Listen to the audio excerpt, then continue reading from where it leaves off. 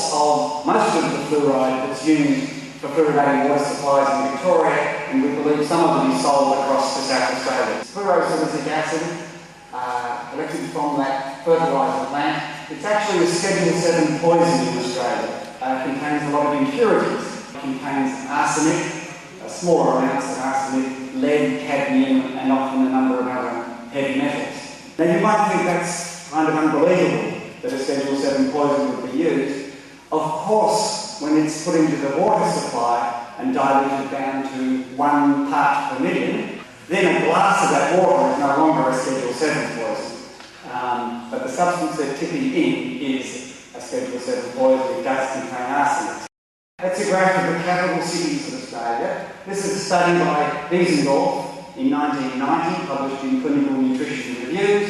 The black columns are the level of tooth decay in 10-year-olds in 1977. The white columns are 1987. Which of those cities is not fluoridated? Does anybody know?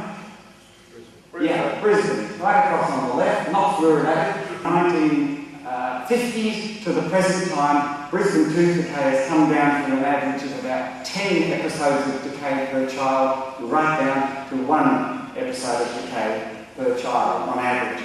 And that's the same as you have seen in all of these other fluoridated cities over the same period.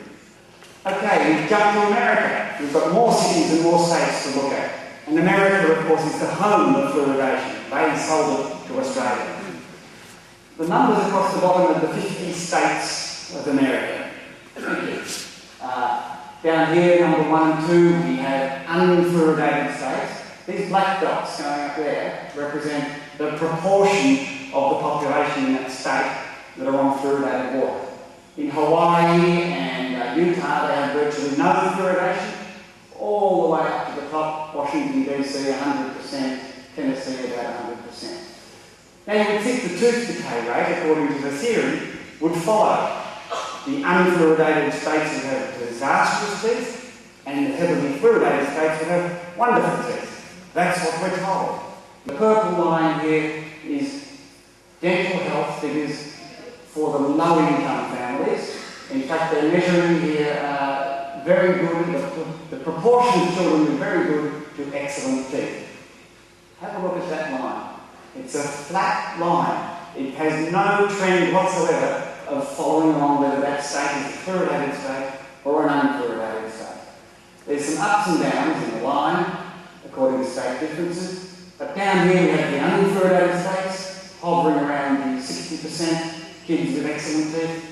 Up here, the heavily fluoridated states, hovering around 60% kids with excellent teeth. Up here, we have the same figures for high-income families. And again, it's a straight line across. It has no slope according to whether the states are fluoridated or not. But look at the huge difference between high-income families and low-income families. The high-income families have much better teeth. You're told here in Mount Gambier that your rate of tooth decay is much worse than Adelaide. But in fact, if they would show you a study, which they're not showing you, of the different suburbs of Adelaide, you would see that the poorer suburbs in Adelaide have very high rates of tooth decay. The wealthier suburbs of Adelaide have low rates of tooth decay. Nowhere in Sweden, Finland, Denmark, Italy, France, Germany, Holland, Belgium, they will not touch fluoridation. So what happens to their teeth? All of them coming down at exactly the same slope as America and Australia.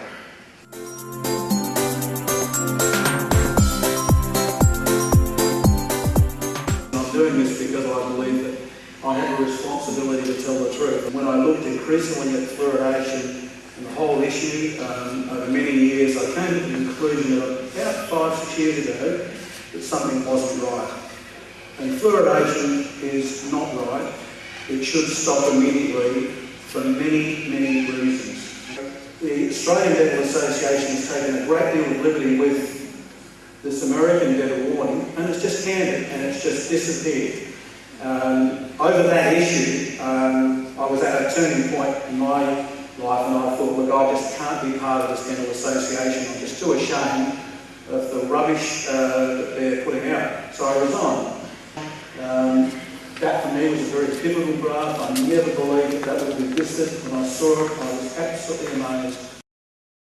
We would do it within fluoridated Adelaide. I would see half a dozen a year in Adelaide, where we put them in hospital, extract all their teeth, make them lovely new dentures. You would see that in any area. Fluoridation does not make any difference. And the bacteria cause tooth decay. Tooth decay is not caused by a deficiency of fluoride. You see that there are about 600 to 700 general anaesthetics in the Children's Hospital every year. This is not due to lack of fluoride. This is probably due to excess sugar consumption and lack of toothbrushing.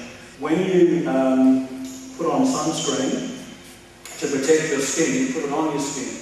You don't swallow sunscreen to protect you from the sun. Likewise, fluoride works on the surface of teeth, that is in toothpaste. It's well established. It doesn't work inside your body from that. Fluoride is a cumulative poison, and only 50% of what you ingest in fluoridated water is excreted. That's in the normal person. But in a person who's got impaired kidney function, you will see a rapid elevation of fluoride levels. So what I worry about is the 20% of the population that can't metabolise fluoride out of their system. So kidney function and kidney disease are extremely important. We know that in fluoridated communities, the IQ level on average is about 5 IQ points less. The reason, nobody's really sure of the reason. This study alone may well be the death knell of water fluoridation. It will, like a lot of other things, though, probably be dealt with by the Health Commission with a response of, I can't see anything.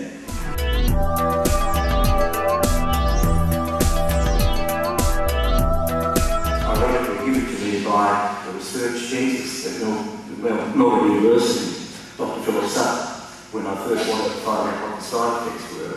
And he just gave me this research paper written in 1962. And it's got a list of all the different side effects by one of America's top clinical analysts. So what's your health authorities here doing, saying it doesn't have any side effects? What are the health authorities in Victoria doing, saying it doesn't have any side effects, when it's there in the medical literature? So now you can sort of see how widespread this problem is. Fluoride have the ability to interfere with the functions of the brain, the effect of the nervous system, and once again, the drop in IQ amongst children. Now, is your health department informing me of this as they propose to fluoridated water supply? Has anybody been notified that this can happen to you? Now, one aspect is asthma. That is a side effect of fluoride in some people. Now, this is in another patient with skin reactions. Now, that's another skin ulcer after visiting Tasmania, because the patient did not realise Tasmania was fluoridated.